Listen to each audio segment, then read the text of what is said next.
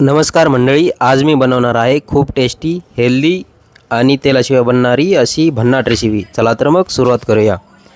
मी घेतला आहे एक मिडियम साईजचा कांदा. त्याला असं उभा आडवा करून बारीक चिरून घ्यायचा आहे. ते झालं की लगेच घेतली आहे एक काकडी. तिला पण असं छानपैकी उभी आडवी करून बारीक चिरून घेतली आहे. मग घेतला लाल टमाटर, त्यालाही असं बारीक कट करून घेतला आहे.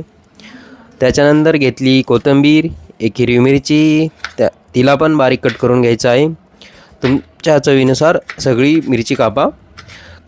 सगळी कापाकापी झाली की लगेच कढई ठेवायची गॅसवर आणि त्यामध्ये मोड आलेले हरभरे घेतले आहेत. त्याच्यानंतर थोडे भाजलेले शेंगदाणे टाकायचे.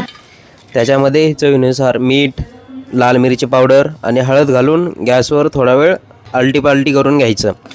छान असं भाजून झालं की एका प्लेटमध्ये काढून घ्यायचं थंड होण्यासाठी.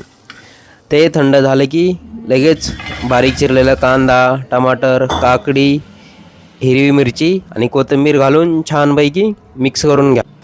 ऑइल फ्री, हेल्दी आणि टेस्टी रेसिपी. तुम्ही पण ट्राय करून बघा आणि कमेंटमध्ये सांगा कशी झाली तर. आणि व्हिडिओ आवडल्यास लाईक आणि सबस्क्राईब करायला बिलकुल विसरू नका आणि जिम करणाऱ्या मित्राला तुमच्या शेअर करा.